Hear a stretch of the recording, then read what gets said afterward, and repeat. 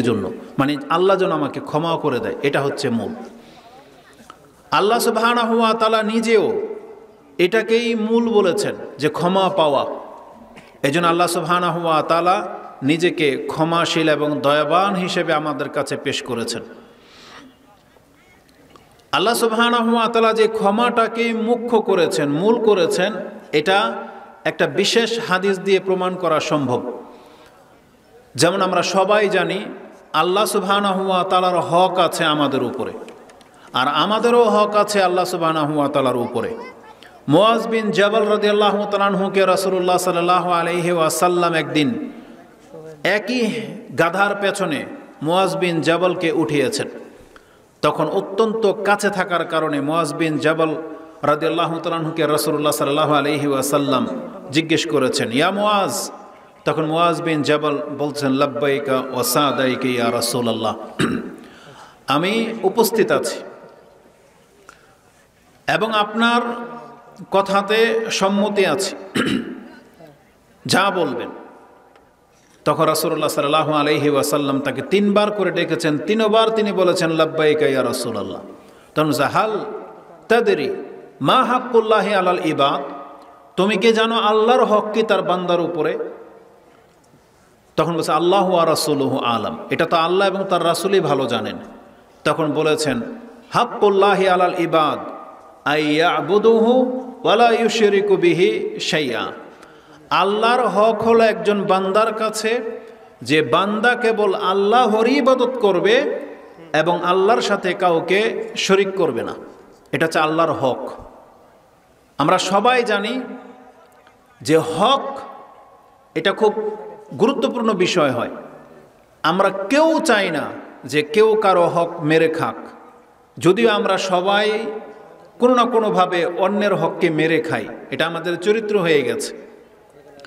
যেটা মুসলিমদের চরিত্র হওয়ার কথা ছিল না, কিন্তু এটা মুসলিমদের চরিত্র হয়ে গেছে যে কোনো না কোনোভাবে অন্যের হক সে মেরে খায়, অন্যের অংশতে সে ইন্টারফেয়ার করে।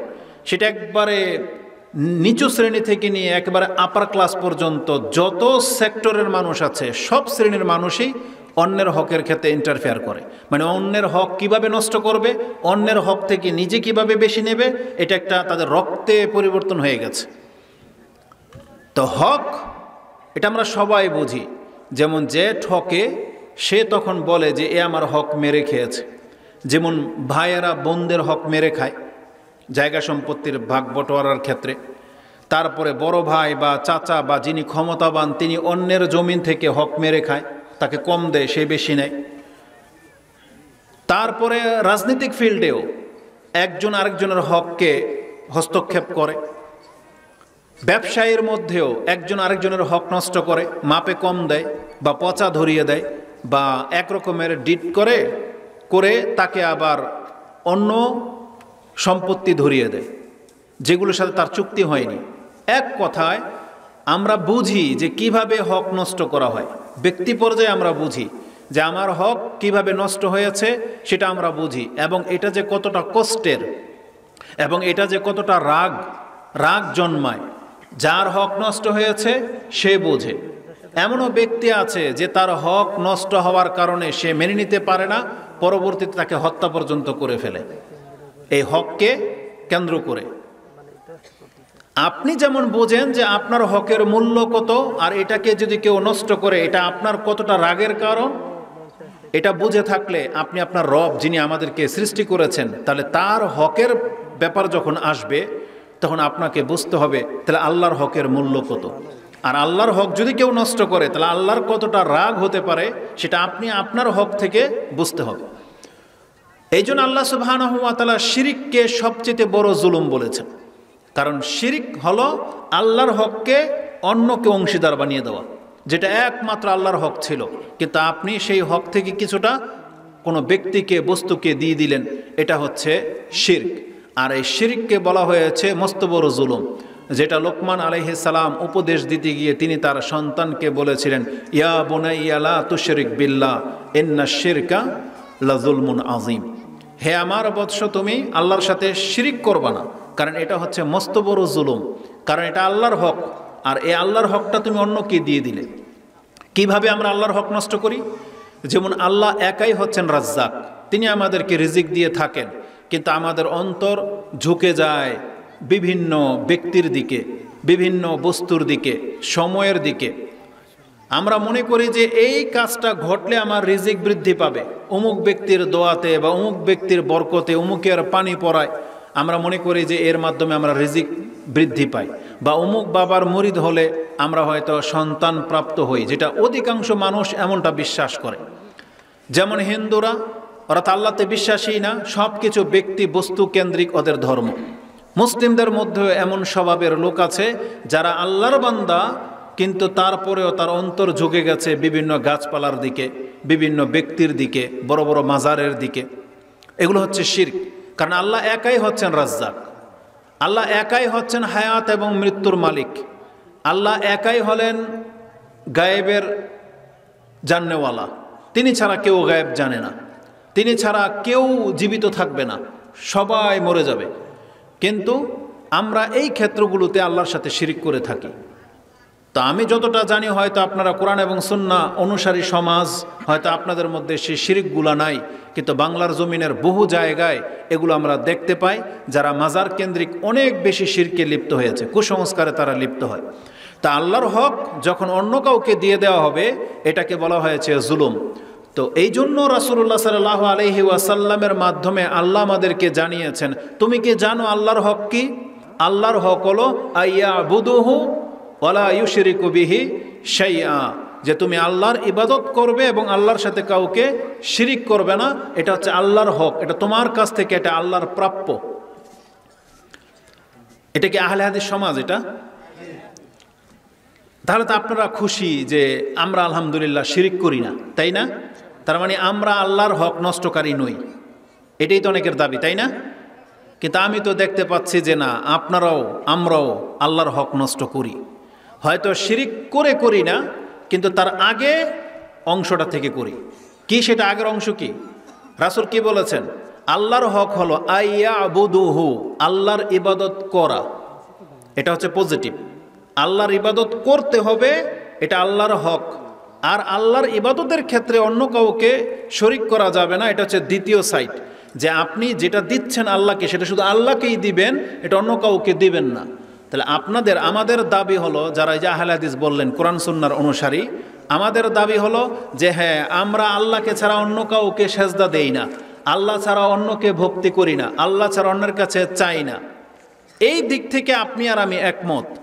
কিন্তু আমি দেখতে পাচ্ছি আপনার প্রথমটাই মিসিং আছে। আপনি তো আল্লাহর ইবাদতই করেন না, আপনি শিরিক করেন না, আপনার কথা মেনে নিলাম। কিন্তু আপনি শিরিক করবেন কিভাবে? যেই সেজদাটা আল্লাহকে করা উচিত ছিল, আপনি বলতেছেন আমি এই সেজদা আর কাউকে করি না। আর আপনি আর কাউকে তো করেন না, ধরে নিলাম, আপনি তো আল্লাহকেও সেজদা করেন না। ইবাদত তো আল্লাহর করতে হইতো, আপনি তো সে আল্লাহরই সেজদা করেন না। তাহলে আপনার প্রথমটাই মিসিং। আপনি শিরিক করলেই কি আর না করলেই কি? আপনার তো ইবাদতই নাই। সেই ইবাদত আল্লাহ সুবহানাহু ওয়া তাআলার জন্য খাস রাখতে বলা হয়েছে, কিন্তু আপনি তো আল্লাহকে যে ইবাদত করবেন, সেই ইবাদতটা কোথায়? তার মানে আপনি আল্লাহর গোলামি করাই ছেড়ে দিয়েছেন, আপনার শিরিক করা লাগবে না, এমনি আপনি ডুবে যাবেন, কারণ যেটা আপনার ইবাদতই নাই। এই জন্য আপনাকে আগে ইবাদত করতে হবে, তাইলে আপনি কোরআন সুন্নাহর অনুসারী। আর যারা আল্লাহর ইবাদত করেন না, বিশেষ করে আমি নফল ইবাদতের কথা ছেড়ে দিচ্ছি, যাদের মধ্যে ফরজ ইবাদতের ঘাটতি আছে, আপনি জেনে নেন আপনি সঠিক পথের উপরে নাই। শুধু আপনি সঠিক একটা লেভেল নিয়েছেন, লেভেল যেমন মিনারেল ওয়াটার, কিন্তু এটার ভিতরে ডাইঙ্কের পানি ভরা, কিন্তু বোতলটা হচ্ছে মিনারেল ওয়াটার পিউরিফাই করা, কিন্তু ভিতরে কিচ্ছু নাই। আমাদের অধিকাংশদের চরিত্র হচ্ছে এটা।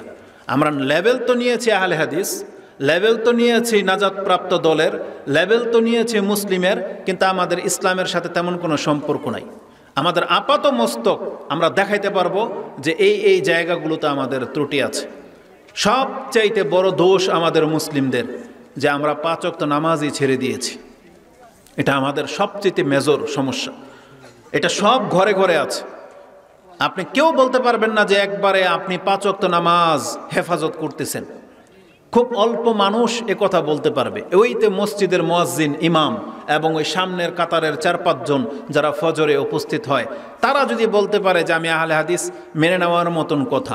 যারা দাড়ি রেখেছেন, মেনে নেওয়ার মতো কথা। যাদের ঘরের মহিলারা পর্দা করে, তাদের কথাটা মেনে নেওয়ার মতো কথা যে হ্যাঁ আপনি আহলে হাদিস। কিন্তু যারা ইবাদত করেন না, আপনি সঠিক পথের উপরে নাই। এর বাস্তব সাক্ষী হচ্ছে কোরআন।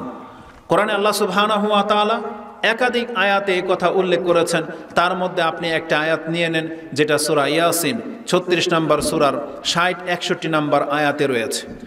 তাতে আল্লাহ সুবহানাহু ওয়া তাআলা বলেছেন, ওয়া আনি'বুদুনি হাযা সিরাতুম মুস্তাকিম, তোমরা আমার ইবাদত করো, এটাই হচ্ছে সঠিক পথ। তাহলে যেই ব্যক্তি আল্লাহর ইবাদত করেন, আপনি সঠিক পথের উপরে আছেন। আর যে আল্লাহর ইবাদত করছেন না, তার মানে আপনি শুধু দাবি করতেছেন সঠিক পথের, কিন্তু আপনি সঠিক পথের উপরে নাই। এই জন্য আমরা আপনাদেরকে মেসেজটা দিতে চাচ্ছি যে নাম দিয়ে নাজাত পাওয়া যাবে না। মুখে বড় বড় কথা দাবি করলে নাজাত পাওয়া যাবে না। আপনার স্মরণ করিয়ে দিই যেটা আপনি জানেন। আপনি কি জানেন আমাদের পূর্বে খ্রিস্টানরা, ইহুদিরা আরও বড় ধরনের লাকাব, আরও বড় ধরনের নাম গ্রহণ করেছিল, কিন্তু আল্লাহ সুবহানাহু ওয়া তাআলা তাদেরকে ধমক দিয়েছেন। আমরা তো বেশি জোর কি বলতে পারি? আহলে হাদিস, তাই না? এর বেশি বড় নাম তো আপনি নিতে পারেন নাই। শিয়াদের একটা দল আছে হিজবুল্লাহ, মানে আল্লাহর দল, অথচ শিয়া। বুঝেন, শিয়াদের একটা দল আছে হিজবুল্লাহ। তাহলে আপনার চেয়ে বড় নাম ওরা গ্রহণ করেছে। ইহুদিরা কি বলতো জানেন? ইহুদিরা বলতো নাহনু আহিব্বা, নাহনু আবনাউল্লাহি ওয়া আহিব্বা, আমরা হইলাম আল্লাহর সন্তানদের সন্তান এবং আমরা হইলাম আল্লাহর ভালোবাসার পাত্র। ইহুদিরা বলতো এটা। তার মানে এত বড় নাম গ্রহণ করেছে যে আল্লাহ কেবল আমাদেরকে ভালোবাসে, আমরাই একমাত্র জান্নাতি। এক পর্যায়ে খ্রিস্টানরা আসলো, যেমন ইহুদিরা বলতো ওয়াকালাতিল ইয়াহুদু লাইসাতিন নাসারা আলা শাই, তেমনি খ্রিস্টানরাও বলা শুরু করলো ওয়াকালাতিন নাসারা লাইসাতিল ইয়াহুদু আলা শাই, ইহুদিরা কিছুই না, আমরাই জান্নাতি, আমরাই একমাত্র সঠিক পথ। ঠিক মুসলিমরাও আমরা তাই। আমরা শুধু মুখে মুখে বলি আমরাই জান্নাতি, আমরাই আহলে হাদিস, আমরাই কোরআন সুন্নাহর অনুসারী, কিন্তু কোরআন হাদিসের সাথে তেমন কোনো মিল নেই। কোরআন হাদিসের তেমন কোনো আমল আমাদের চোখে পড়ে না। আমরাও ঠিক ওদের মতোই বড় বড় বলি, কিন্তু ধর্মের কর্মগুলো আমরা বাস্তবায়ন করছি না। এই জন্য আল্লাহ সুবহানাহু ওয়া তাআলা সমস্ত জাতিকে একটা মূলনীতি বলে দিয়েছেন।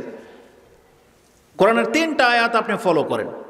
তার মধ্যে একটা আয়াত হচ্ছে সূরা বাকারা 2 নম্বর সূরার 62 নম্বর আয়াত। ওই সেম আয়াত সূরা মায়দাতে 69 নম্বরে রয়েছে, 69-এ রয়েছে। একই একটা শব্দের শুধু এদিক সেদিক।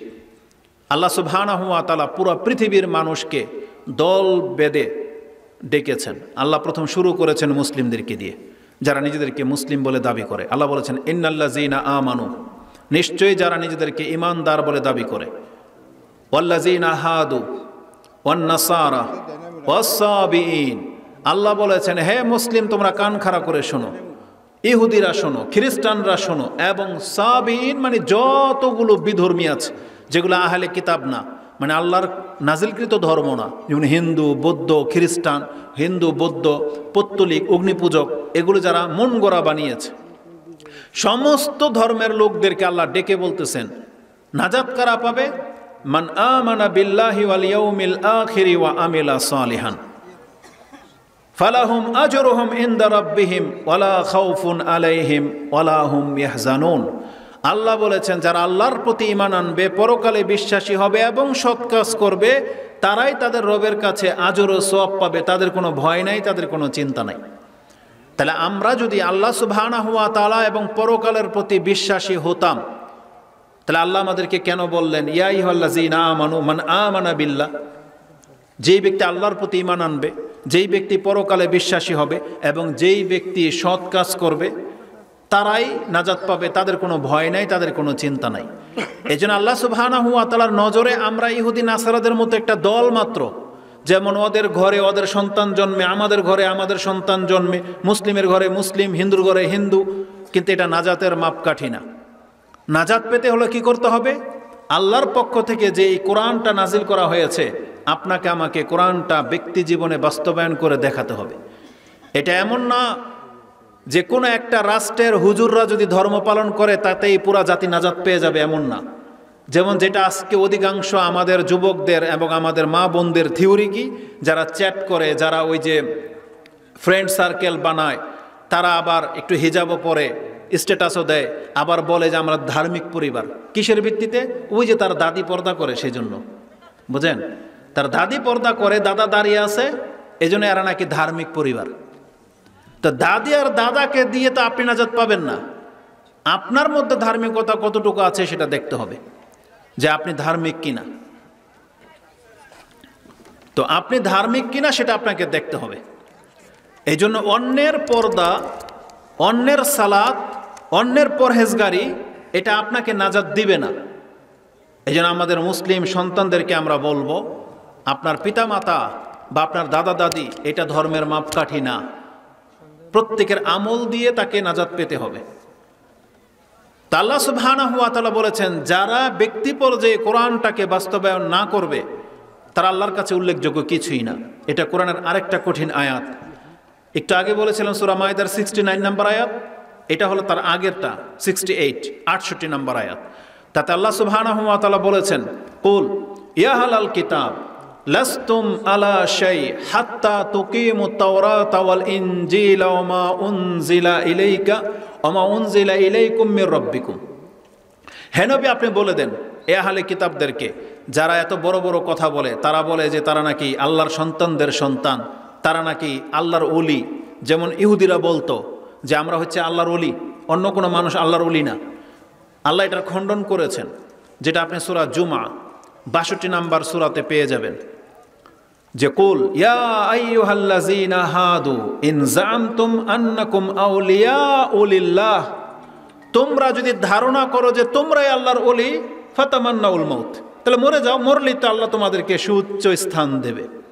আল্লাহ এইভাবে বলেছেন। হে নবী, আপনি বলেন ওদেরকে মরে যেতে, মৃত্যু কামনা করতে বলেন। তাহলে ওরা যদি আল্লাহর ওলি হয়ে থাকে, মরলেই তো আল্লাহ ওদেরকে আলিঙ্গন করবেন।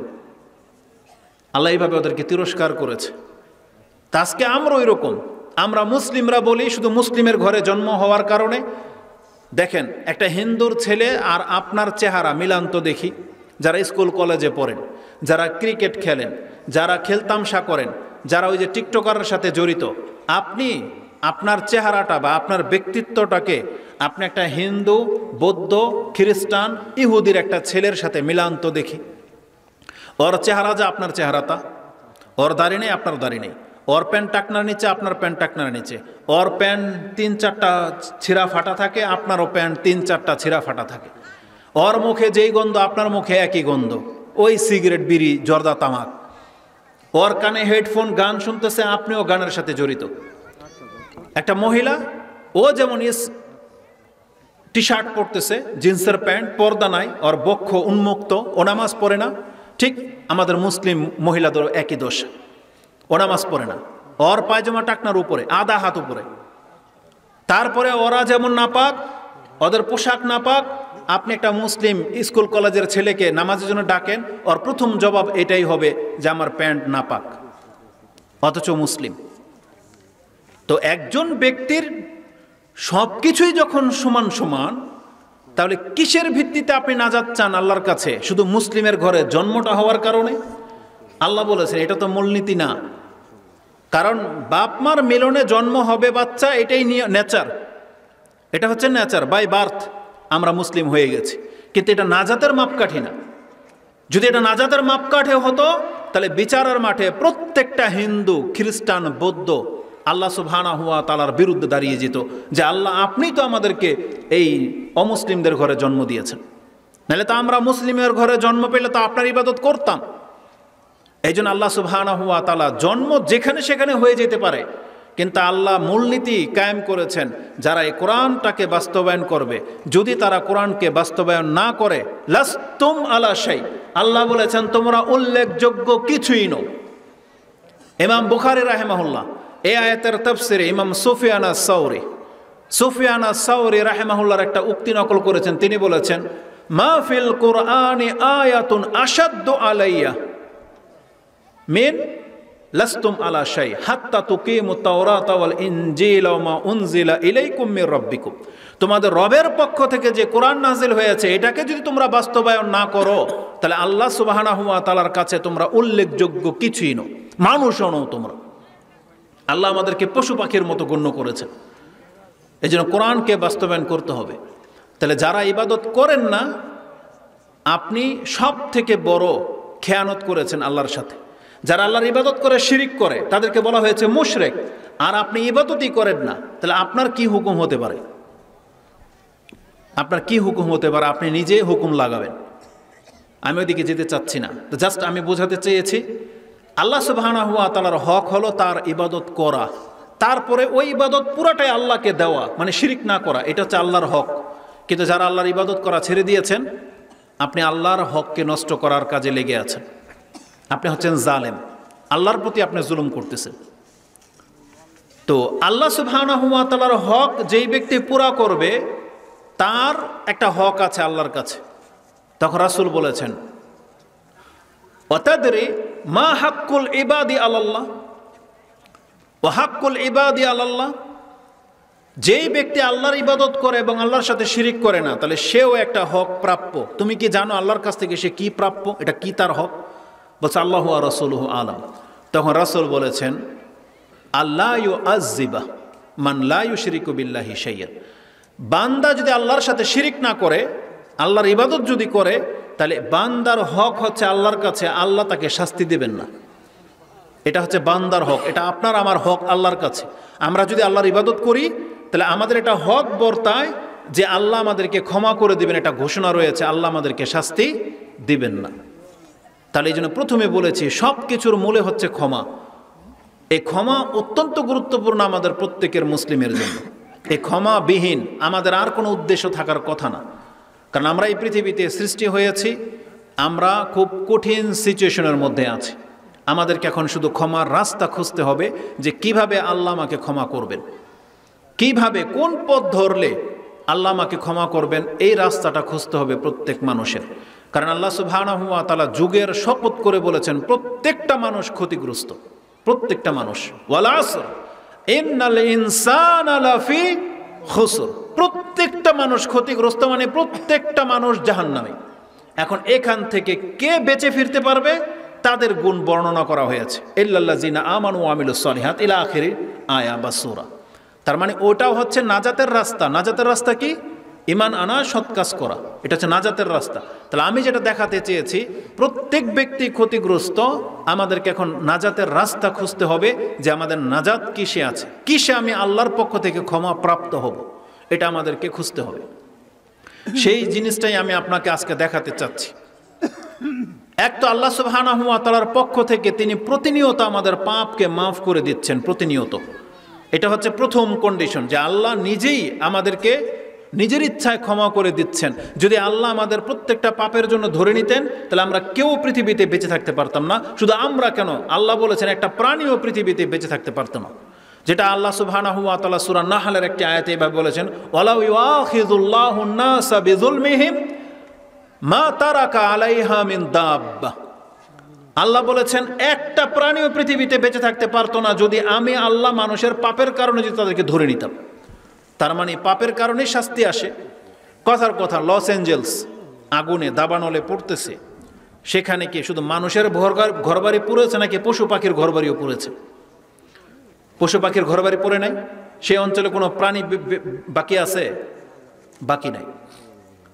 আমাদের বাংলাদেশে যখন বন্যা হয় তখন শুধু মানুষই দুর্ভোগে ভোগে নাকি পশু পাখিও? তো টর্নেডো, ঘূর্ণিঝড় যখন আসে তখন কত বনের প্রাণী মারা গেছে। শিলাবৃষ্টি যখন হয় কত পাখি মারা যায়। তা আল্লাহ সুবহানাহু ওয়া তাআলা এই জন্যই বলেছেন, যদি আমি মানুষের পাপের কারণে তৎনগত ধরে নিতাম তাহলে পৃথিবীতে একটা প্রাণী পর্যন্ত বেঁচে থাকতে পারতো না। তার মানে আল্লাহ প্রতিনিয়ত আমাদেরকে ক্ষমা করে যাচ্ছেন। ওয়ায়াফু আন কাসির, কোরআন আল্লাহ বলেছেন ওয়ায়াফু আন কাসির। আল্লাহ কত কত পাপকে এমনি নিজের ইচ্ছায় ক্ষমা করে দিচ্ছেন, কিন্তু আমরা মুসলিমরা এগুলোকে কদর করি না। হাদিসে কুদসি, এটা লম্বা হাদিস, তার মিডলের মধ্যে একটা কথা রয়েছে যেটা ইমাম মুসলিম রাহিমাহুল্লাহ তিনি তার কিতাবুল বিররি ওয়াস সিলা 46 নম্বর অধ্যায়ের 15 নম্বর পর্বে এনেছেন তাহরিমু জুলুম করা হারাম। সেই পর্যায়ে একটা হাদিস এসেছে আবু যার রাদিয়াল্লাহু তাআলা আনহু আনিন নবী সাল্লাল্লাহু আলাইহি ওয়াসাল্লাম ফিমা রাওয়াহু আনিল্লাহি তাবারাকা ওয়া তাআলা আন্নাহু ক্বাল, রাসূল আল্লাহ সুবহানাহু ওয়া তাআলার কাছ থেকে এই হাদিস বর্ণনা করেছেন, মানে এটা হচ্ছে হাদিসে কুদসি, যে হাদিস আল্লাহ বলেছেন ইয়া ইবাদি ইন্নী হাররামতু যুলমা আলা নাফসি ওয়া জাআলতু বাইনাকুম মুহাররামান ফালা তাযালামু, হে আমার বান্দারা, আমি আমার নিজের উপরে জুলুম করাকে হারাম করেছি আর ওই একই জিনিস আমি তোমাদের উপরে হারাম করেছি, খবরদার তোমরা একে অন্যের উপরে জুলুম করবে না। এটা হারাম, সবার উপরে হারাম। তো এই হাদিসের মধ্যে একটা মিডল একটা কথা আছে, আল্লাহ বলেছেন ইয়া ইবাদি ইন্নাকুম তুখতিউনা বিল্লাইলি ওয়ান নাহার ওয়া আনা আগফিরুয যুনুবা জামিয়া, তোমরা রাত দিন কত পাপে লিপ্ত আর আমি আল্লাহ তোমাদের সমস্ত পাপগুলোকে ক্ষমা করে দিয়ে থাকি। তারপর আল্লাহ সুবহানাহু ওয়া তাআলা বলেছেন ফাস্তাগফিরুনি আগফিরু লাকুম, আমার কাছে ক্ষমা চাও, আমি তোমাদের পাপগুলোকে ক্ষমা করে দেব। এটা হচ্ছে ব্যক্তি পর্যায়ে, আল্লাহ কতককে পাপ মাফ করে দিচ্ছেন। এখন ব্যক্তি পর্যায়ে আল্লাহ বলতেছেন অতএব তুমি যদি ক্ষমা চাও তোমাকে ক্ষমা করে দেওয়া হবে। এটা আল্লাহর দাবি, যেটা হবে আজকের আমাদের আলোচনার মূল বিষয়। এই হাদিসটি ইমাম মুসলিম কোট করেছেন, যেমনটা বলেছি আপনি 6466 পেয়ে যাবেন, 6466 মানে 6466। তা আল্লাহ সুবহানাহু ওয়া তাআলা আমাদেরকে ক্ষমার দিকে ডেকেছেন। কোরআনে এই কথাগুলোকে এত চমৎকারভাবে পেশ করা হয়েছে। সূরা ইব্রাহিম 14 নম্বর সূরার 10 নম্বর আয়াতে আল্লাহর রাসূলগণ তাদের জাতির কাছে এই কথা বলতো, কালা রুসুলুহুম আফিল্লাহি শাক্কুন ফাতিরিস সামাওয়াতি ওয়াল আরদ ইয়াদউকুম লিয়াগফিরা লাকুম মিন যুনুবিকুম ওয়া ইউআখিরুকুম ইলা আজাল। রাসূলগণের দাওয়াত ছিল এটা যে আফিল্লাহি শাক্কুন ফাতিরুস সামাওয়াতি ওয়াল আরদ, যে আল্লাহ আকাশ এবং জমিন সৃষ্টি করলেন সেই আল্লাহ সম্পর্কে তোমরা সন্দিহান, যিনি তোমাদেরকে ডেকে বলতেছেন আসো আমি তোমাদেরকে ক্ষমা করে দেব। ইয়াদউকুম লিয়াগফিরা লাকুম, আল্লাহ তোমাদেরকে ডাকতেছেন আসো আল্লাহ এবং তার রাসূলের পথ ধরে নাও, আমি তোমাদেরকে ক্ষমা করে দেব। তার মানে আল্লাহ আমাদেরকে ক্ষমা করার জন্য ডেকেছেন যে আসো আমার কাছে, আমি ক্ষমা করে দেব। কোরআনে আল্লাহ সুবহানাহু ওয়া তাআলা আমাদেরকে আদেশ করেছেন, বিশেষ করে আমাদের নবী মুহাম্মদুর রাসূলুল্লাহ সাল্লাল্লাহু আলাইহি ওয়াসাল্লামকে, ওয়াস্তাগফিরিল্লাহ ইন্নাল্লাহা কানা গফুরুর রহিমা, হে নবী আপনি আল্লাহর কাছে ক্ষমা চান, নিশ্চয়ই আল্লাহ হচ্ছেন ক্ষমাশীল এবং দয়াবান। যেটা সূরা নিসা 4 নম্বর সূরার 106 নম্বর আয়াতে আপনি পেয়ে যাবেন। আল্লাহ সুবহানাহু ওয়া তাআলা আমাদের নবী মুহাম্মদুর রাসূলুল্লাহ সাল্লাল্লাহু আলাইহি সাল্লামকে বলেছেন যে আপনি ক্ষমা চান, ওয়াস্তাগফিরিল্লাহ। এটা ছিল একবারে প্রথম দিকের আদেশ, প্রথম থেকে আল্লাহ সুবহানাহু ওয়া তাআলা এই ক্ষমার প্রতি আমাদেরকে ডেকেছেন, এবং এটাই হচ্ছে রাসূলুল্লাহ সাল্লাল্লাহু আলাইহি ওয়াসাল্লামকে সর্বশেষ প্রত্যদেশ। মানে সর্বশেষ আল্লাহ যে সূরা নাজিল করেছেন তাতে ক্ষমা চাওয়ার কথাই আল্লাহ সুবহানাহু ওয়া তাআলা বলেছেন, যেটা হচ্ছে সূরা নাসর 110 নম্বর সূরা। তাতে আল্লাহ সুবহানাহু ওয়া তাআলা বলেছেন ইযা জাআ নাসরুল্লাহি ওয়াল ফাতহ ওয়া রাআইতান নাসা ইয়াদখুলুনা ফি দীনিল্লাহি আফওয়াজা ফাসাব্বিহ বিহামদি রাব্বিকা ওয়াস্তাগফির ইন্নাহু কানা তাওয়াবা। ওই তাওয়াবা মানে গফফারা, মানে তুমি ক্ষমা চাও আল্লাহ তোমাকে ক্ষমা করবে। আর এখানে তওবা ক্ষমা একই অর্থে ব্যবহার করা হয়েছে, তার মানে ক্ষমা চাওয়া মানেই হলো তওবা করা।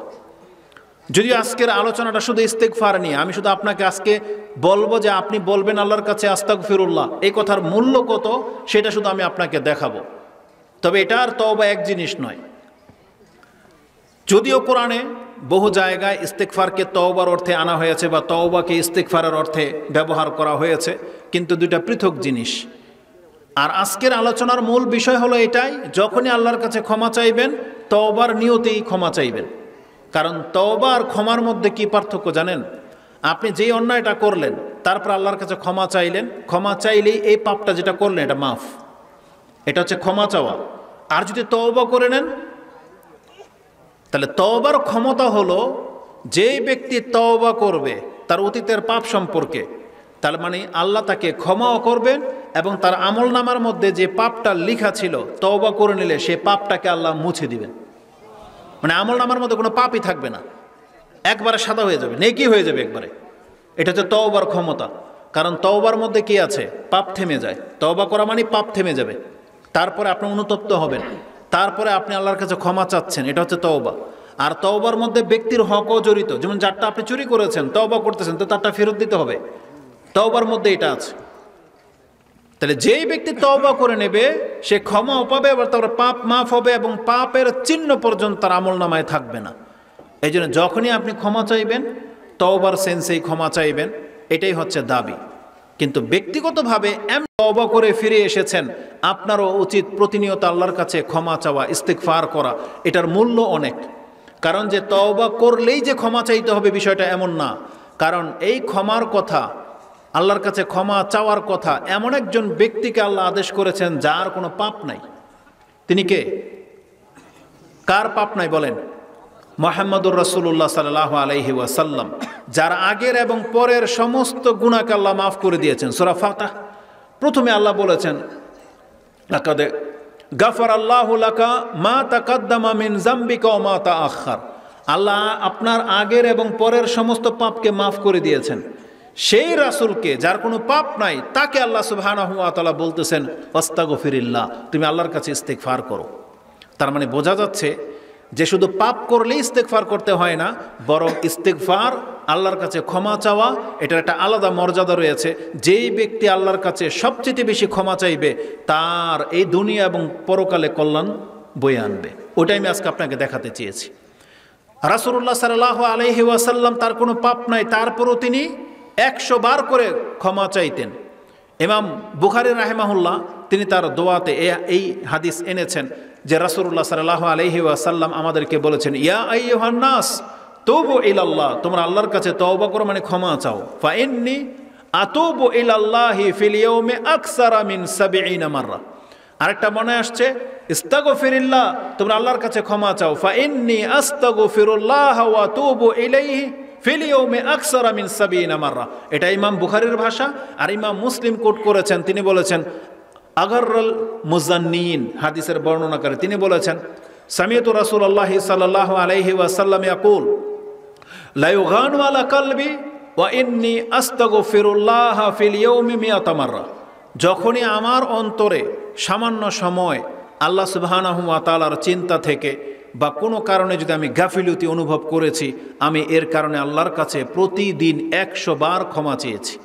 100 বার। আমাদের নবীর মুহাম্মদুর রাসূলুল্লাহ সাল্লাল্লাহু আলাইহি ওয়াসাল্লামের এটা হচ্ছে আদর্শ, যে সামান্য একটু ভুল ত্রুটির অনুভব করলে তিনি এর জন্য আল্লাহর কাছে 100 বার করে ক্ষমা চাইতেন। কিন্তু আমাদের পাপের ঢের নিয়ে আমরা বসে আছি, অথচ আপনি একজন ব্যক্তিও বলতে পারবেন না যে অন্তর থেকে আজকে কখন আপনি আল্লাহকে বলেছেন যে আল্লাহ আমার পাপগুলোকে মাফ করে দাও। হয়তো আমরা কেউ বলিনি। এভাবে শুধু আজকে না, এইভাবে দেখতে দেখতে এই যে যাদের 40-50 বছর হয়ে গেছেন, আপনি বলতেই পারবেন না কবে অন্তর থেকে আপনি আল্লাহর কাছে ক্ষমা চেয়েছেন। হয়তো দোয়ার সেন্সে আমরা প্রতিনিয়তই হয়তো বলি আস্তাগফিরুল্লাহ আস্তাগফিরুল্লাহ আস্তাগফিরুল্লাহ, এটা হচ্ছে পুঁতির গল্পের মতো। যেমন নিয়ম, ওই যেমন বাথরুম থেকে বের হলে গুফরানাকা বলতে হয়, কিন্তু ওই এহসাসটা নাই যে আমি আল্লাহর কাছে ক্ষমা চাচ্ছি। আপনি তো মনে করছেন এটা দোয়া করলাম। নামাজের সালাম ফিরানোর পরে আস্তাগফিরুল্লাহ আস্তাগফিরুল্লাহ আস্তাগফিরুল্লাহ পড়তে হয়, কিন্তু আপনি এটার কদর বোঝেন নাই যে এই জায়গাতে আস্তাগফিরুল্লাহ কেন রাসূল পড়তেন, আপনার কদর নাই। যখন কথা এই পর্যন্ত চলে আসছে, তাহলে এটার দলিল আপনাকে দিয়ে দিই। আবু উমামা রাদিয়াল্লাহু তাআলা তিনি বলতেছেন, কিলা আলী রাসূলুল্লাহি সাল্লাল্লাহু আলাইহি ওয়াসাল্লাম আইয়ু দুআ ইউসমা, কোন সময়ের দোয়া আল্লাহ কবুল করেন? তখন রাসূলুল্লাহ সাল্লাল্লাহু আলাইহি ওয়াসাল্লাম বলেছেন, আখিরুল লাইলিল দোয়াও মিন আখিরিল লাইলিল জৌফিল লাইলিল আখির। রাসূল বলেছেন রাতের গভীর রাতের শেষ অংশে দোয়া কবুল হয়। ও দুবরা as-সালাওয়াতিল মাকতুবা, এবং 5 ওয়াক্ত নামাজের পরেই দোয়া কবুল হয়। এটা ইমাম তিরমিজি কোট করেছেন যে 5 ওয়াক্ত নামাজের পরপরই দোয়া কবুল হয়। এ দুবুর বলতে গিয়ে 2 রকমের ব্যাখ্যা করা হয়েছে। এক, দুবুর বলতে নামাজের শেষ অংশে, আবার কেউ বলেছেন নামাজের শেষে। দুইটাই শুদ্ধ, কারণ কিছু কিছু বর্ণনায় দুবুর বলতে ওই নামাজের সালাম ফিরানোর আগের সময়টাকেও বলে, আবার দুবুর বলতে সালাম ফিরিয়ে দেওয়ার পরপর যে কথাগুলো বলা হয় এটাই। যেমন মুয়াজ বিন জাবালকে রাসূলুল্লাহ সাল্লাল্লাহু আলাইহি সাল্লাম বলেছেন, ইয়া মুয়াজ, আমি তোমাকে ভালোবাসি। হে মুয়াজ, তুমি কখনোই এই দোয়া ছেড়ে দিবে না, প্রত্যেক নামাজের পরে তুমি এটা অবশ্যই করবে। সেটা কি? আল্লাহুম্মা আইন্নি আলা যিকরিকা ওয়া শুকরিকা ওয়া হুসনি ইবাদাতিকা। আর এটা প্রমাণিত যে এই দোয়া নামাজের সালাম ফিরানোর পরেই করতে হয়। তো দুবুর বলতে নামাজের শেষ, সালাম শেষ নামাজ শেষ তার পরপরই যে দোয়া, এটাকে দুবুর বলে। আবার নামাজের শেষে কবুল হয়, মানে আত্তাহিয়াতু শেষ, দুরুদ শেষ, এখন নামাজে সালাম ফিরাবেন, এটা তো শেষ দিক। এখন আপনি যে কোনো দোয়া করবেন, দোয়া কবুল হবে। নামাজের সালাম ফিরানোর আগে এটা হচ্ছে দোয়া কবুল হওয়ার জায়গা। দুবুরা আসসালাওয়াতিল মাকতুবা, ফরজ নামাজের সালাম ফিরানোর পূর্বে যে কোনো দোয়া করবেন কবুল হবে। আর না হয় সালাম ফিরানোর পরেই দোয়া কবুল হয়। এই জন্য হয়তো আমাদের দেশে হানাফি সমাজ ওই নামাজের সালাম ফিরানোর পরে হাত তুলে লম্বা মোনাজাতে লিপ্ত হয়ে যায়, কারণ তারা জেনেছে যে নামাজের শেষে দোয়া কবুল হয়। কিন্তু এই কথা তো রাসূল সাল্লাল্লাহু আলাইহি সাল্লাম থেকে স্বীকৃতি নয় যে আপনি নামাজের পরে আবার সম্মিলিত মোনাজাত করে দোয়া করবেন, এটা হচ্ছে ব্যক্তির দোয়া। আর রাসূলুল্লাহ সাল্লাল্লাহু আলাইহি ওয়াসাল্লামের আমলের মধ্যে হাদিসকে কিভাবে আপনি পাবেন? আয়েশা রাদিয়াল্লাহু তাআলা আনহা তিনি বলতেছেন, রাসূলুল্লাহ সাল্লাল্লাহু আলাইহি ওয়াসাল্লাম সালাম ফিরানোর পরে এতটা সময় তিনি কিবলামুখী বসে থাকতেন, উঠতেন না। যতটুকু সময় লাগে আস্তাগফিরুল্লাহ আস্তাগফিরুল্লাহ আস্তাগফিরুল্লাহ, আল্লাহুম্মা আনতাস সালাম ওয়া মিনকাস সালাম তাবারাকতা ইয়া যাল জালালি ওয়াল ইকরাম, এতটুকু দোয়া করেই তারপর রাসূল সাল্লাল্লাহু আলাইহি ওয়াসাল্লাম মুক্তাদির দিকে ঘুরতেন বা কোনো প্রয়োজন হলে উঠতেন, কিন্তু তার আগ পর্যন্ত তিনি উঠতেন না। সালাম ফিরিয়ে তিনি আগে এটা বলতেন। আর এই হাদিসকে কেন্দ্র করে যদি এই হাদিসকে ফিট করা হয়, যেটা একটু আগে বললাম আবি উমামার হাদিস, যে রাসূল বলেছেন সালামের পরে দোয়া কবুল হয়, আর আজকের বক্তব্যের সাথে এটা কতটা গুরুত্বপূর্ণ যে রাসূলকে যখন জানানো হয়েছে যে নামাজের পরেই দোয়া কবুল হয়, আর রাসূলুল্লাহ সাল্লাল্লাহু আলাইহি ওয়াসাল্লাম যার ফলে প্রথম যে দোয়াটা করতেছেন যেটা কবুলযোগ্য, কি? আস্তাগফিরুল্লাহ আস্তাগফিরুল্লাহ আস্তাগফিরুল্লাহ, মানে আল্লাহ আমাকে ক্ষমা করো, আল্লাহ আমাকে ক্ষমা করো, আল্লাহ আমাকে ক্ষমা করো। তার মানে ক্ষমাটা হচ্ছে মূল, এটা আমি আপনাকে দেখাতে চেয়েছি। একজন ব্যক্তির মূল হচ্ছে ক্ষমা। আমি আপনাকে একেবারে আজকে শুধু ইঙ্গিত দিয়ে গেলাম, আজকের পর থেকে আপনি দেখবেন সব কিছুর মধ্যে ক্ষমা আছেই। যেমন কেউ যদি রাসূলুল্লাহ সাল্লাল্লাহু আলাইহি ওয়াসাল্লামের উপরে একবার সালাত পাঠ করে, রাসূল কি বলেছেন? মান সাল্লা আলাইয়া ওয়াহিদান সাল্লাল্লাহু আলাইহি আশরা ওয়া ইয়াহুত্তু আনহু আশরু খাতিআতিন ওয়া ইয়ারফাউ বিহা আশরু দারাজাতিন। এটা ইমাম নাসাই কোট করেছেন। যেই ব্যক্তি একবার রাসূলের প্রতি সালাত এবং সালাম পাঠ করবে, মানে সালাত দুরূদ করবে, তাহলে আল্লাহ তার উপরে 10 বার দুরূদ নাজিল করবেন, তার 10টা মর্যাদা উঁচু হবে, তার 10টা পাপ মাফ হয়ে যাবে। তার মানে প্রত্যেকটা ইবাদতের মধ্যে পাপ মাফ করার কথা আছে, ক্ষমার কথা আছে। যেমন রাসূল সাল্লাল্লাহু আলাইহি ওয়াসাল্লাম কি বলেছেন? মা মিন মুসলিমিন ইউসিবু, যে কোনো মুসলিম যে কোনো মুসিবতে পড়ুক, আও হাম্মিন আও গাম্মিন আও হুজনিন আও আযা হাত্তা শাওকা ফামা ফাওকাহা, একজন মুসলিমের যত দুঃখ বেদনা কষ্ট আছে, এমনকি কাটা লেগে যাওয়া বা কাটার চাইতেও যদি হালকা তার গায়ে কোনো খোঁচা লেগে যায়, তার বিনিময়ে তার মর্যাদা উঁচু হয়, তার পাপ মাফ হয়। তার মানে পাপ মাফ হয়, এটা সব কিছুর মধ্যে আছে। এই যে আপনি ওযু করেন, কি ঝরে যায়? গুনাহ মাফ হয়ে যায়। সালাত পড়তেছেন, কি মাফ হয়ে যায়? পাপ মাফ হয়ে যায়। আল্লাহ সুবহানাহু ওয়া তাআলা প্রত্যেকটা নেকির মধ্যে আপনার পাপকে মাফ করা রেখেছেন, এটা হচ্ছে প্রথম, এটা হচ্ছে মুখ্য। যেমন কোরআন আল্লাহ সুবহানাহু ওয়া তাআলা সূরা হুদ 11 নম্বর সূরা 114 নম্বর আয়াতে আল্লাহ সুবহানাহু ওয়া তাআলা বলেন, ওয়া আকিমিস সালাতা তারাফাইন নাহারি ওয়া যুলাফাম মিনাল লাইল ইন্নাল হাসানাতি ইউযহিবুনাস সাইয়্যাত যালিকা যিকরা লিযাকিরিন। আল্লাহ বলেছেন তোমরা দিনের এবং রাতের দুই প্রান্তে সালাত আদায় করতে থাকো, আর জেনে রাখো যে কোনো ভালো কাজ তোমার পাপকে মিটিয়ে দেবে। তার মানে সব কিছুর ক্ষেত্রে পাপ মাফ করার বিধান আল্লাহ রেখেছেন। কেন? কারণ আল্লাহ চান যে আমার এই বান্দা দুনিয়া থেকে পাপ মুক্ত হয়েই আমার সাথে সাক্ষাৎ করুক, যাতে করে ওকে জাহান্নামের আগুনে যেতে না হয়। এটা কঠিন একটা জায়গা। এই জন্য আল্লাহ সুবহানাহু ওয়া তাআলা ক্ষমাটাকে সবচেয়ে প্রাধান্য দিয়েছেন, যে বান্দা তুমি খুঁজো তোমার ক্ষমাটা কিসে আছে। আসুন আমি আপনাকে দেখে আল্লাহ সুবহানাহু ওয়া তাআলা আমাদেরকে কি বলেছেন। দোয়াতে আপনি ক্ষমা চাইবেন, দোয়াতে যেমনটা বললাম, যে দেখেন নামাজের শুরুতেও ক্ষমা, মাঝখানেও ক্ষমা, শেষেও ক্ষমা, নামাজ শেষ করার পরেও ক্ষমা। ক্ষমা চাইতেন রাসূলুল্লাহ সাল্লাল্লাহু আলাইহি সাল্লাম। যেমন তাকবীর দিয়ে আল্লাহু আকবার, নামাজ শুরু কি বলতেন? আল্লাহুম্মা বা'id বাইনি ওয়া বাইনা খাতায়ায়া, আল্লাহ যেভাবে তুমি পূর্ব এবং পশ্চিমকে দূরত্ব করে দিয়েছ, তুমি আমার পাপকে অতটা দূরত্বে নিয়ে যাও। আমার পাপকে তুমি ধুয়ে মুছে সাফ করে দাও, যেমন তুমি ঠান্ডা পানি শিশির দিয়ে ময়লা কাপড়কে পরিষ্কার করা হয়। তার মানে প্রথমে ক্ষমা চেয়ে নেওয়া হচ্ছে।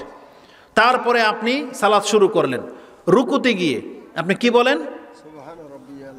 আজিম। তারপরে সুবহানাকা আল্লাহুম্মা রাব্বানা ওয়া বিহামদিকা আল্লাহুম্মা গফিরলি।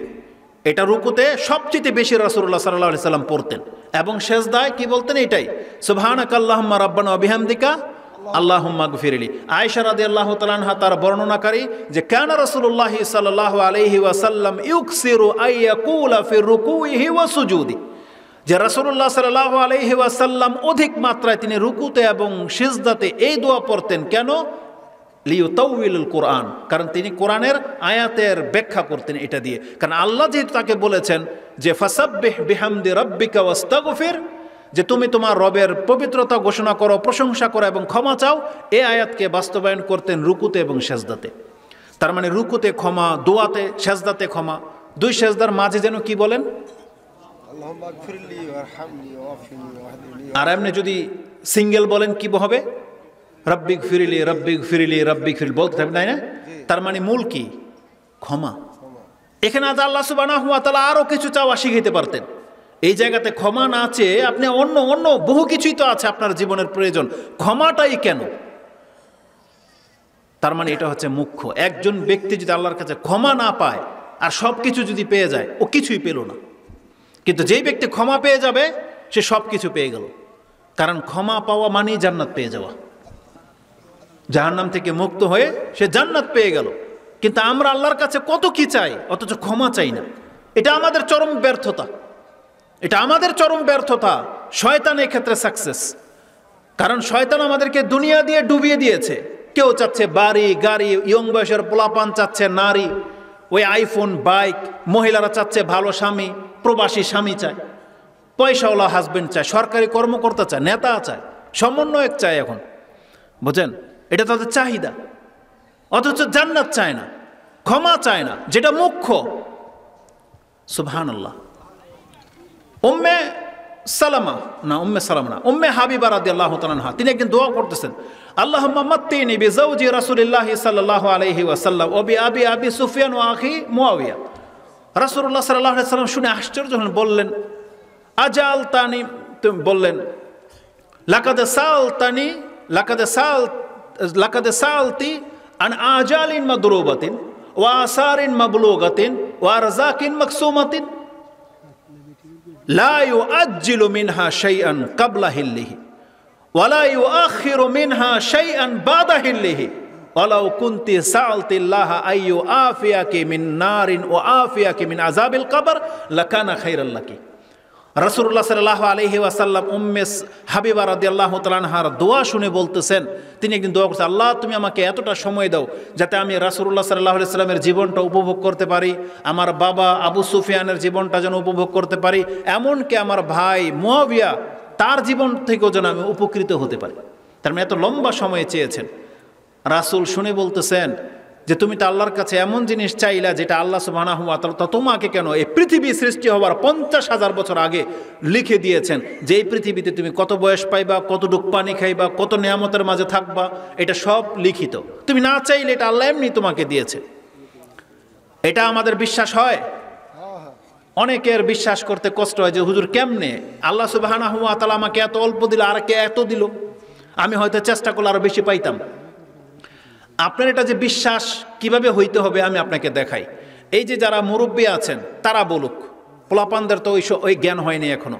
এই যে মুরব্বীরা যারা 50-60 কোঠায় পৌঁছে গেছেন, আপনার জীবনে কি কোনোদিন মনে পড়ে যে আল্লাহর কাছে আপনি বলেছিলেন যে আল্লাহ আমাকে এই বয়স দাও? কেউ কি বলেছিলেন এই কথা? কিন্তু দেখেন, যে জিনিস আপনি আল্লাহর কাছে চান নাই, অথচ আল্লাহ আপনাকে 60-70 বছরে পৌঁছে দিয়েছে। এটা আল্লাহর ওয়াদা। আল্লাহ বলছেন তোমাকে যদি আমি বয়স দিতে পারি নির্ধারিত, তো তুমি এটা ভুলে কেন গেলা? তোমার রিজিকও নির্ধারিত। তার মানে এটা আল্লাহ সুবহানাহু ওয়া তাআলা ফয়সালা করে দিয়েছেন যে প্রত্যেক ব্যক্তির বয়স, তার রিজিক, এটা আল্লাহর পক্ষ থেকে সে না চাইলেও পাবে, এটা নির্ধারিত। তাই রাসূলুল্লাহ সাল্লাল্লাহু আলাইহি সাল্লাম বলেছেন, যেই ব্যক্তির তকদিরে যা লেখা আছে, সেটা যেই দিন লেখা আছে ওই সময় না আসা পর্যন্ত সে কোনো তদবির করে এটা আগে সে নিজের জন্য হালাল করতে পারবে না। আর আল্লাহ সুবহানাহু ওয়া তাআলা তার থেকে যেই দিন যেটা নেওয়ার ফয়সালা করে দিয়েছেন, এই ব্যক্তি সেটাকে একদিনও ধরে রাখতে পারবে না। এটা আল্লাহর পক্ষ থেকে ফয়সালাকৃত। এই জন্য দেখেন, যারা বিয়ে করেন, কারো প্রথম বছরে বাচ্চা হয়ে যায়, কারো 10 বছর লেগে যায় বাচ্চা হইতে। কত রকমের চিকিৎসা ট্রিটমেন্ট করার পরে টেস্ট টিউবের মাধ্যমে তারপর আপনি বাচ্চা পাচ্ছেন। এটা আল্লাহ এইভাবে লিখে রেখেছেন। আর যে ব্যক্তি পাওয়ার প্রথম বছরে পেয়ে যাচ্ছে, আবার যেই ব্যক্তির বাচ্চা মরে যাওয়ার ফুটফুটে বাচ্চা মরে যাচ্ছে, কেউ ঠেকা রাখতে পারবে? ঠিক এগুলো সব কিছু নিয়মের মধ্যে পড়ে। তাই রাসূলুল্লাহ সাল্লাল্লাহু আলাইহি সাল্লাম বলেছেন, তুমি যদি দোয়া করার ক্ষেত্রে দুনিয়া না চাইয়া যদি তুমি আল্লাহকে বলতা যে আল্লাহ তুমি আমার কবর আযাব এবং জাহান্নামের আযাব থেকে মুক্ত করে দাও, লাকানা খাইরাল লাকি, এটা তোমার জন্য শ্রেষ্ঠ হতো। তার মানে রাসূলুল্লাহ সাল্লাল্লাহু আলাইহি ওয়াসাল্লাম আমাদেরকে সব সময় চেয়েছেন আমরা যেন পরকালকে, ক্ষমাটাকে বেশি প্রাধান্য দিই। ক্ষমাটা অত্যন্ত জরুরি, গুরুত্বপূর্ণ। ক্ষমা ছাড়া আমাদের আর কিছু নাই। এই জন্য আল্লাহ সুবহানাহু ওয়া তাআলা আমাদেরকে দোয়া শিখিয়েছেন যে তোমরা প্রতিনিয়ত বলবো কুর রাব্বি গফির ওয়ারহাম ওয়া আনতা খায়রুর রাহিমিন। তোমরা বলো আল্লাহ তুমি আমাকে ক্ষমা করো, আমার উপর রহম করো, তুমি উত্তম, আরহামুর রাহিমিন, তুমি হচ্ছ রহমকারীদের মধ্যে শ্রেষ্ঠ। যেটা আপনি সূরা মুমিনুন 23 নম্বর সূরার সর্বশেষ আয়াতে পেয়ে যাবেন, যেটা 118 নম্বর আয়াতে রয়েছে। তাহলে আমাদের নবী মুহাম্মদ রাসূলুল্লাহ সাল্লাল্লাহু আলাইহি সাল্লামকে আল্লাহ প্রথমে আদেশ করেছেন তুমি ক্ষমা চাও, শেষও আদেশ করেছেন ক্ষমা চাও। এবং আপনার স্মরণের জন্য এটাও বলে দিই, রাসূলুল্লাহ সাল্লাল্লাহু আলাইহি ওয়াসাল্লাম যখন এই পৃথিবী ত্যাগ করেন, এটাও তার সর্বশেষ বাক্য ছিল। তিনি তার সর্বশেষ বাক্য যেগুলো ছিল তার মধ্যে এটা একটা ছিল, তিনি বলতেন লা ইলাহা ইল্লাল্লাহ ইন্না লিল মাউতি লাসাকারাত, আল্লাহ ছাড়া সত্য কোনো মাবুদ নাই, নিশ্চয়ই মৃত্যুর খুব কঠিন যন্ত্রণা আছে। এটা বলার পরে তিনি বলতেছেন রব্বি গফিরলি ওয়ারহাম, আল্লাহুম্মা গফিরলি ওয়ারহামনি, আল্লাহুম্মা রফিকাল আলা। এটা ছিল রাসূলুল্লাহ সাল্লাল্লাহু আলাইহি ওয়াসাল্লামের সর্বশেষ কথা, যে তিনি বলছেন আল্লাহুম্মা গফিরলি ওয়ারহামনি, আল্লাহুম্মা আলহিকনি বির রফিকিল আলা। বির রফিক, এটা বুখারীতে এতটুকুই আছে, আর তিরমিজিতে একটু বর্ধিত করা হয়েছে রফিক আল আলা। এ কথা বলে রাসূল সাল্লাল্লাহু আলাইহি ওয়াসাল্লামের হাত নিচের দিকে পড়ে গিয়েছিল। তার মানে তার প্রাণ বেরিয়ে যাওয়ার সময় তিনি আল্লাহকে বলেছিলেন আল্লাহুম্মা গফিরলি ওয়ারহামনি, আল্লাহ তুমি আমাকে ক্ষমা করো, আমার উপর রহম করো। এটা আমাদের রাসূলুল্লাহ সাল্লাল্লাহু আলাইহি ওয়াসাল্লামের সর্বশেষ বাক্য, সর্বশেষ দোয়া। কিন্তু আমরা কয়বার বলি? রাসূল তো একই বৈঠকে, ইবনে উমর বলতেছেন লানাউদ্দু লিরাসূলিল্লাহি সাল্লাল্লাহু আলাইহি ওয়াসাল্লাম ফিল মাজলিসিল ওয়াহিদ মিয়াতা মাররা। রাসূলুল্লাহ সাল্লাল্লাহু আলাইহি ওয়াসাল্লাম বলতেই থাকতেন, আমি গুনে দেখলাম এক বৈঠকে রাসূলুল্লাহ সাল্লাল্লাহু আলাইহি ওয়াসাল্লাম 100 বার বললেন রব্বি গফিরলি ওয়ারহামনি বা আল্লাহুম্মা গফিরলি ওয়া তুব আলাইয়া ইন্নাকা আনতাত তাওয়াবুর রহিম। 100 বার একই বৈঠকে কোন এক কারণে বলতেই আছেন যে আল্লাহুম্মা গফিরলি ওয়ারহামনি, বলতেই থাকেন। অথচ আমরা সারাটা দিন কত আলফাল কাজে ব্যস্ত, কত পাপ করে ফেলতেছি, কত হাসি ঠাট্টা তামাশার মধ্য দিয়ে আমাদের জীবন যাচ্ছে, কিন্তু একবারও আমাদের মুখ থেকে রব্বি গফিরলি শব্দটা বেরোয় না। একবারও আল্লাহুম্মা গফিরলি কথাটা আমরা বলি না, আস্তাগফিরুল্লাহ বলি না। অথচ আরবদের নেচার জানেন, ওরা হাজারো খারাপের মাঝে এখন পর্যন্ত ওদের মধ্যে, ওরা জবানের মধ্যে ওরা আল্লাহর নাম নেয়, কিছু হলেই বলবে আস্তাগফিরুল্লাহ, লা হাওলা ওয়ালা কুওয়াতা ইল্লা বিল্লাহ। রেগে গেলে বলবে লা হাওলা ওয়ালা কুওয়াতা ইল্লা বিল্লাহ। পুরুষ মহিলা সবাই বলতেছে, বলবে সাল্লি আন নবী, আল্লাহ রাসূলের প্রতি সালাত পেশ করো। আর আমরা বললে কি বলতো, জাহান্নামে যা, উমুক তুমুক, যা খুশি তা, বকা ঝকা ছাড়া আমাদের মুখে কোনো ভাষা নাই। অথচ উচিত ছিল যখন তখন আপনি বলবেন আস্তাগফিরুল্লাহ, আস্তাগফিরুল্লাহ, এটা বলতে হইতো। কেন? তাহলে তো কল্যাণ, আপনার রাগ ঠান্ডা হয়ে যেত, আপনার নেকি বৃদ্ধি হতো, আল্লাহর পক্ষ থেকে আপনি ক্ষমা পেয়ে যেতেন। আসুন দুই একটা ফয়দার কথা বলি আপনাকে, যে কোনো ব্যক্তি যদি আল্লাহর কাছে ক্ষমা চায় সে আল্লাহর কাছে কি পাবে। ধরে নিলাম আপনারা সব সাধু, সব তওবা করে মুসলিম হয়ে গেছেন, এখন আপনাদের আর তওবার দরকার নাই, তাহলে ক্ষমার তো দরকার আছে। ক্ষমা চাইলে কি পাবেন সেটা শুনেন। কোরআনে আল্লাহ সুবহানাহু ওয়া তাআলা জানিয়েছেন যে প্রত্যেক নবী তাদের জাতির কাছে এসে এই দাওয়াতই দিতেন যে হে আমার জাতি, ইস্তাগফিরু রাব্বাকুম ইন্নাহু কানা গাফফারা, তোমরা তোমাদের রবের কাছে ক্ষমা চাও, ইস্তেগফার করো, সুম্মা তুবু ইলাইহি, তার কাছে ফিরে আসো। এই কথাগুলো আপনি কোরআনের মধ্যে একাধিক আয়াতে পাবেন। যদি প্রত্যেকটা আয়াত টেনে দেই অনেকটা লম্বা হয়ে যাবে। সূরা হুদ 11 নম্বর সূরার 61 নম্বর আয়াত, সূরা হুদ 11 নম্বর সূরার 90 নম্বর আয়াত, যেখানে সালেহ এবং শুআয়ব আলাইহিস সালামের কথা রয়েছে। তারপর আপনি চলে আসেন নূহ আলাইহিস সালামের কথা, ওখানে অনেকগুলো কথা আছে, তো নূহ আলাইহিস সালামের কথা দিয়ে আপনাকে সেরে দিই। তাতে আছে আল্লাহ সুবহানাহু ওয়া তাআলার প্রথম রাসূল, দেখেন প্রথম রাসূল ক্ষমার দিকে ডেকেছিলেন, ওই কথাটা আল্লাহ শেষ রাসূলকে জানিয়েছেন। তার মানে পৃথিবীর কোনো রাসূল এই ক্ষমা ছাড়া তার জাতিকে আর কোনো দাওয়াত দেয়নি যে ক্ষমা চাও, ইস্তেগফার করো। এটাই ছিল মুখ্য, এটাই ছিল মূল। নূহ আলাইহিস সালাম তিনি বলেছিলেন ফাকুলতু আস্তাগফিরু রাব্বাকুম ইন্নাহু কানা গাফফারা, আমি আমার জাতিকে বলেছিলাম হে জাতি তোমরা আল্লাহর কাছে ক্ষমা চাও, বলো আস্তাগফিরুল্লাহ, তাহলে কি হবে? ইন্নাহু কানা গাফফারা, নিশ্চয় আল্লাহ হচ্ছেন ক্ষমাশীল। তার মানে যে কোনো ব্যক্তি আল্লাহর কাছে ক্ষমা চায় তার প্রথম প্রাপ্য হলো আল্লাহ তাকে তৎক্ষণাৎ ক্ষমা করে দিবেন। তার মানে আপনি এখন বলবেন আস্তাগফিরুল্লাহ, এখন আপনাকে আল্লাহ ক্ষমা করবেন, আপনাকে কিয়ামত পর্যন্ত আল্লাহ অপেক্ষা করাবেন না। এটার বর্ণনা কোরআনে একাধিক জায়গায় আছে। তার মধ্যে একটা আয়াত সূরা নিসা 110 নম্বর আয়াত, তাতে আল্লাহ বলেছেন ওমাই ইয়ামাল সুআন আও ইয়াজলিম নাফসাহু সুম্মা ইস্তাগফিরিল্লাহ ইয়াজিদিল্লাহ গাফুরার রহিমা, যেই ব্যক্তি আল্লাহ সুবহানাহু ওয়া তাআলার কাছে ক্ষমা চায় কিসের পরে? নিজের নাফসের উপর জুলুম করার পর, অথবা অনেক বেশি বড় পাপে জড়িয়ে যাওয়ার পর। সুম্মা ইস্তাগফিরিল্লাহ, এই পাপটা হয়ে যাওয়ার পরে যদি এসে সে আল্লাহর কাছে ক্ষমা চায়, যদি বলা রাব্বি গফিরলি বা আস্তাগফিরুল্লাহ, আল্লাহ সুবহানাহু ওয়া তাআলা বলেছেন ইয়াজিদিল্লাহ গাফুরার রহিমা, সে আল্লাহকে ক্ষমাশীল এবং দয়াবান পাবে।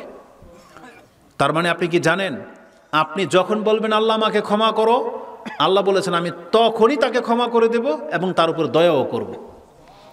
ক্ষমা করা হলো আপনার পাপকে মাফ করে দিবেন। দয়া কি জানেন? দয়া হচ্ছে আল্লাহ সুবহানাহু ওয়া তাআলা আপনার ওই পাপের জায়গাটাতে নেকি লিখে দিবেন। এটা হচ্ছে তওবা করে ফিরে আসলে, যদি আপনি তওবা করে আল্লাহর কাছে ক্ষমা চান, এটা তওবার পাওয়ার, ক্ষমা চাওয়ার পাওয়ার। আর আল্লাহ যে তৎক্ষণাৎ ক্ষমা করে দেন, এটা আপনি কোরআন থেকে নিয়ে নেন, যেটা আল্লাহ সুবহানাহু ওয়া তাআলা সূরা কাসাস 28 নম্বর সূরা 16 নম্বর আয়াতে আল্লাহ সুবহানাহু ওয়া তাআলা বলেন, আল্লাহর এক বান্দা আল্লাহর কাছে এই কথা বলেছিল, রব্বি ইন্নী যালামতু নাফসি ফাগফিরলি। আল্লাহ কি বলেছেন? ফাগাফার আলা। সে বলেছিল রব্বি ইন্নী যালামতু নাফসি ফাগফিরলি, আল্লাহ আমি আমার নাফসের উপর জুলুম করেছি, তুমি আমাকে ক্ষমা করে দাও। আল্লাহ বলেছেন ফাগফিরলি, এই কথাটা বলতে ওর যতটা দেরি হয়েছে, আল্লাহ বলেছেন ফাগাফার আলা, আমি সাথে সাথে তাকে ক্ষমা করে দিলাম। কারণ ইন্নাহু কানা গাফফার, আল্লাহ বলেছেন ইন্নাহু হুয়াল গাফুরুর রহিম, কারণ তিনি হচ্ছেনই ক্ষমাশীল এবং দয়াবান। এটা হচ্ছে আল্লাহ সুবহানাহু ওয়া তাআলা, এটা তার বান্দার সাথে সম্পর্ক। একজন বান্দা শুধু একবার না, আপনি একবার ক্ষমা চেয়েছেন, আল্লাহ ক্ষমা করেছে, আপনি বলবেন হুজুর আমার তো আবার পাপ হয়ে যায়, আবার আমাকে ক্ষমা করা হবে। সারাদিন যদি আপনার 100 পাপ হয়ে যায়, 100 বার যদি আপনি ক্ষমা চাইতে সক্ষম হন, 100 বারই আল্লাহ আপনাকে ক্ষমা করে দিবেন। এখন যারা চালাক তারা মনে করবে তাহলে বারবার পাপ করব, বারবার গুনাহ করব। পাপ তো আপনাকে দিয়ে আপনি না চাইলেও হবে, শয়তান তো আপনাকে দিয়ে অলওয়েজ পাপের মধ্যে আপনাকে লাগিয়ে দিয়েছে। অনেকে আছেন যে পাপ করেন, পাপের ইচ্ছা না থাকা সত্ত্বেও পাপ করেন। তাহলে আপনি দ্বিতীয়টা অ্যাপ্লাই করেন, যেটা আমি বললাম, পাপ হয়ে গেলে আপনি ক্ষমা চাইয়া দেখান। এটা আল্লাহর ওয়াদা, যে আল্লাহ বলেছেন হ্যাঁ তুই কতবার ক্ষমা চাইবি আমি ততবার তোকে ক্ষমা করব। এই সম্পর্কে স্পষ্ট বর্ণনা আছে, স্পষ্ট। কয়টা হাদিস লাগবে? এক, ইমাম তিরমিজি রাহিমাহুল্লাহ তিনি তার দোয়ার অধ্যায়ে 3540 নম্বর হাদিস নিয়ে নেন। আনাস রাদিয়াল্লাহু তাআলা তার বর্ণনা করে, আর এই হাদিস অনেকবার আপনারা শুনেছেন। সেটা কি? যে আল্লাহ সুবহানাহু ওয়া তাআলা বলে ইয়া ইবনা আদম ইন্নাকা মা দাআউতানি ওয়া রাজাউতানি গাফারতু লাকা আলা মা কানা ফিক ওয়ালা উবালি। হে আদম সন্তান, তোমার কাছে কত পাপ আছে এটা আমি দেখব না, তুমি যতবার আমার কাছে আসবা আকাঙ্ক্ষা নিয়ে, যতবার তুমি আমাকে ডাকবা, আমি আল্লাহ ততবার তোমাকে ক্ষমা করব, ওলা উবালি, আমি কোনো পরবা করি না। এটা হচ্ছে আল্লাহ সুবহানাহু ওয়া তাআলা। ইমাম মুসলিম হাদিস কোট করেছেন এবং মুসনাদ আহমদের একটা হাদিস নিয়ে নেন। আবু সাইদ খুদরি তার বর্ণনাকারী, যেটা 11244 পেয়ে যাবেন, মুসনাদে আহমদে রয়েছে। ইবলিস একদিন আল্লাহর সাথে চ্যালেঞ্জ করেছে, ওয়াদা করেছে যে আল্লাহ তুমি আমাকে ক্ষমতা দাও, আমি এই আদম সন্তানকে দেখে নেব। এই আদম সন্তানের কারণে আজকে আমি গুমরা হয়েছি, এই আদমের সন্তানদের অধিকাংশকে আমি গুমরা করে ছেড়ে দেব, তবে যারা রহমত প্রাপ্ত তারা হয়তো বেঁচে যাবে, কিন্তু কাউকে আমি ছাড়ব না। একদিন ইবলিস বলতেছে বেইজ্জাতিকা ওয়া জালালিক, তোমার বরত্ব এবং ইজ্জতের কসম করে বলতেছি, লা আব্রাহু উগুয়া বানি আদামা মা দামাতুল আরওয়াহু ফীহিম, আল্লাহ এদের দেহের মধ্যে যতক্ষণ পর্যন্ত প্রাণ থাকবে আমি শয়তান ওদেরকে ততক্ষণ পর্যন্ত গুমরা করতেই থাকবো। আর শয়তান সাকসেস, শয়তান সেই কাজে লেগেই যাচ্ছে। কয়জন মুসলিম আছে যে মরার সময় লা ইলাহা ইল্লাল্লাহ বলে মরতে পারে? কয়জন মুসলিম আছে?